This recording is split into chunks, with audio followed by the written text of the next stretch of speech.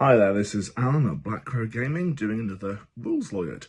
Today, the question that gets asked a lot is, can I deep strike turn 1? Now, I'm going to talk here assuming you're using the current tournament pack, which as of today is the Prior Nexus.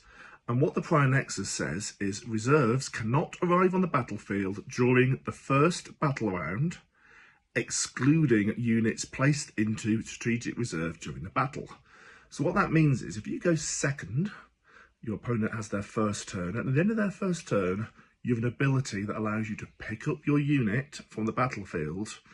Then at that point, it did go into reserves, strategic reserves, but that still counts for all reserves because you can deep strike from strategic reserves.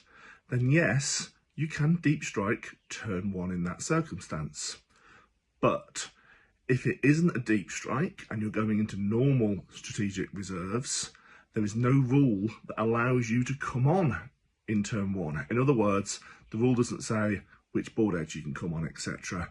And as a result, even though you have removed the model in turn 1, and the rules allow you to come back on in turn 1 as a result, there's no mechanism for getting back on.